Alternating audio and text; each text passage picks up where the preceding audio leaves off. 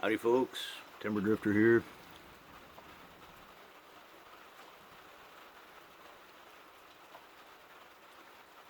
Weird green lighting today with the rain. I can't quite make out the screen, but I can see my hat, so I know I'm in frame here.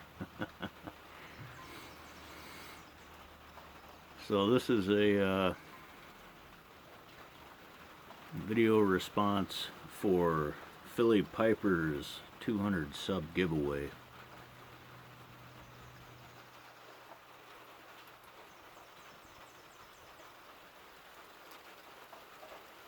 He asked us, who would we have a pipe with if we could? Living or deceased, pipe smoker, not a pipe smoker. And what pipe would we smoke, and what tobacco would we smoke, and why? Well, I'm smoking some older, slightly aged Fusiliers ration in this Northern Briars Bulldog that Smoky Dan sent me some years ago. 2016, I think it was.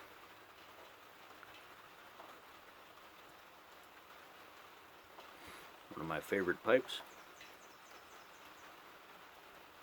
And I'm just about finished with it. It seems like I always start these videos when I'm just about done smoking. I really ought to start them when I've lit the pipe. So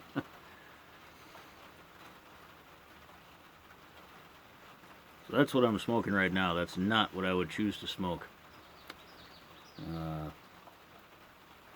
with this person. So I've thought about this quite a bit, and there are a number of people currently, as well as from history, that I'd just love to sit down and just have a talk, you know. Blow some smoke, drink some beers or whatever, and talk about who knows where the conversation would go. Many of these folks that I would think of are talkers, you know. So, of course, excluding people currently, which there are many of you probably watching this video that I'd love to sit down with or go for a walk and have a pipe and just BS, but excluding people that are alive currently, there's a number of people historically, and I suppose some recent enough that you wouldn't be able to call them historical, but no longer living. One is Edward Abbey, who was mostly a cigar smoker, but did smoke pipes. Also, there's a number of pictures of him smoking pipes, and I've seen interviews where he refers to pipe smoking.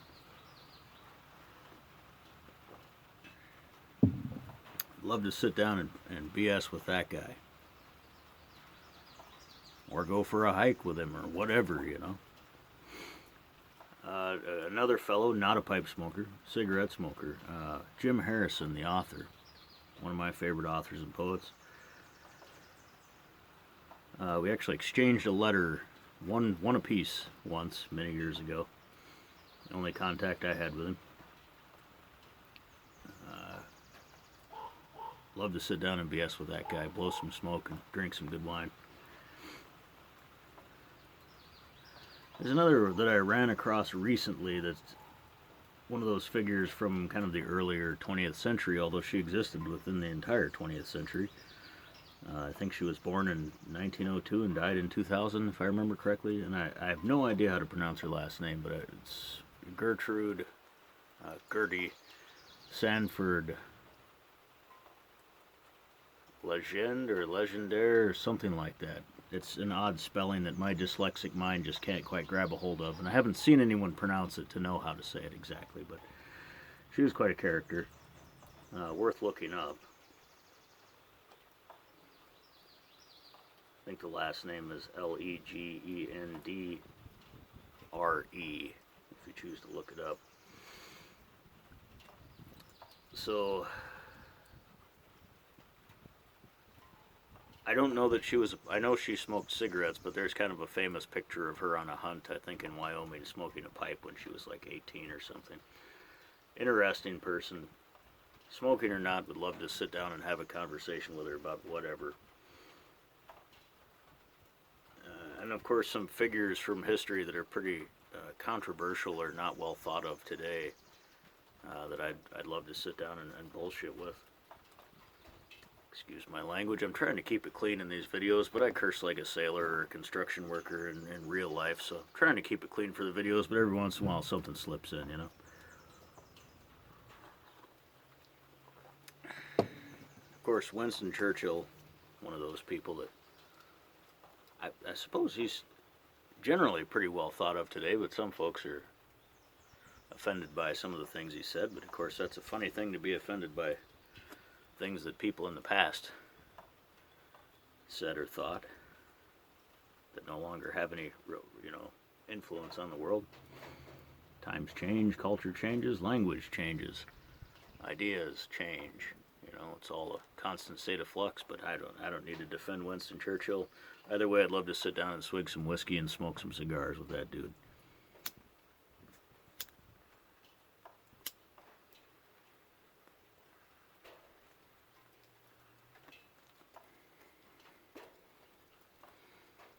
But if I had to pick one, which I am, it would be John Ronald Reuel Tolkien.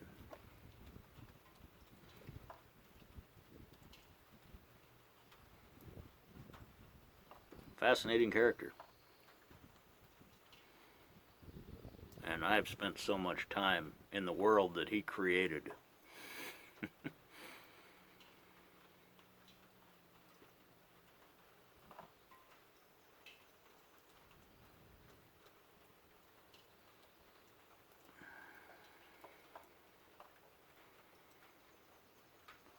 I haven't seen the recent movie or movies that have come out about him. And I don't know that I will. I might. Hard to say. Can't get too interested in movies these days.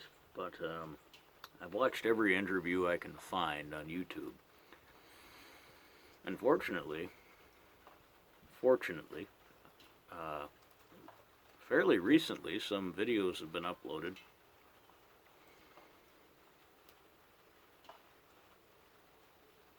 that are audio, that are much clearer.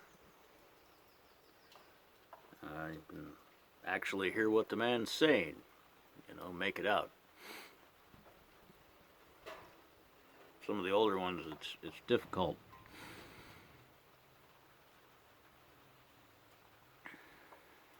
But I've seen, I think, every interview or footage of him on YouTube. And of course I've read, I think, just about everything that was published.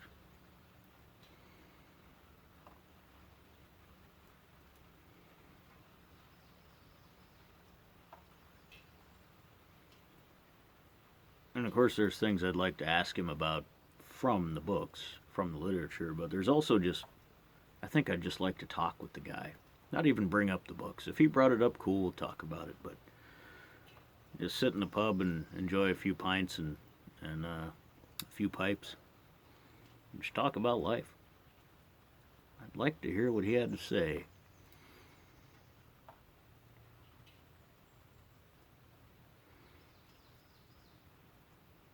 But, so, given the opportunity to do that, I would likely have this pipe. Would be the pipe that I would smoke. The lighting's not good, but if you watch these videos, I'm sure you've seen this one before. It's my billiard. It's West Chester, made in England. This is probably my favorite pipe for its handling characteristics, its smoking characteristics, and the fact that I smoke this pipe pretty much every day, sometimes multiple times a day, for several years now, even though I've got a wide number of pipes. So this is obviously one of my favorites. And it's made in England, which, kind of fits with the Tolkien theme. And I would, if I was given the opportunity, I'd probably bum some tobacco off of Tolkien just to see just to see what he was smoking for sure, and ask him about that. But also to try some of that old stuff. And assuming he was smoking Capstan, which is what he's rumored to and have smoked, normally, and what there's evidence of him purchasing. Capstan. I think it was the what we call the blue or original now, but my preferred Capstan is the yellow or gold navy cut. I've got these old. I had to search through my stuff to find. I was looking for. I know I've got 3 or 4 of these tins full stashed away somewhere, but I had to look through my stuff. Some of the old tins that I've got, they're not that old. They're from all 3 of these are from 2013. And it's interesting looking at the pricing. I bought all of these from tobacco shops, probably in 2013, 14, 15, somewhere in that neighborhood. This one was $15.70.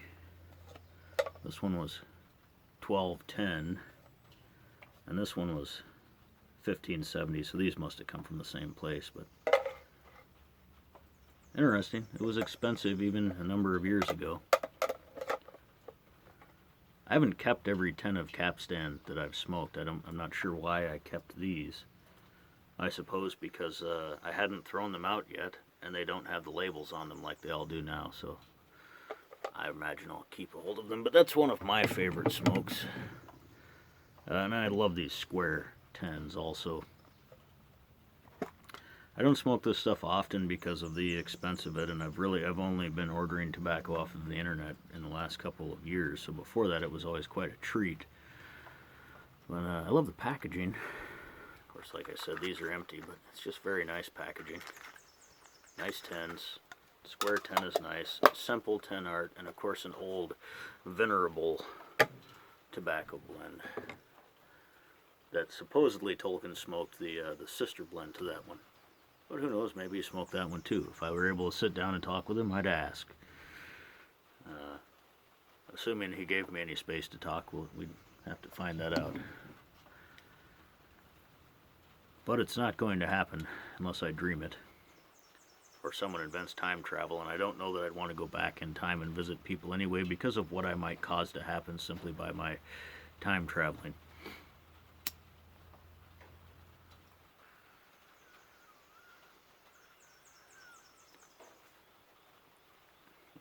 Smoking ash.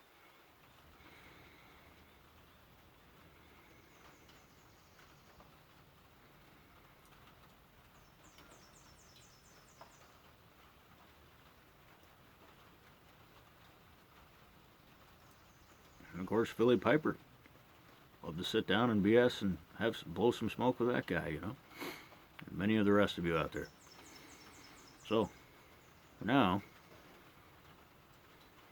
I think I've jabbered on long enough, so y'all take care, and get outside.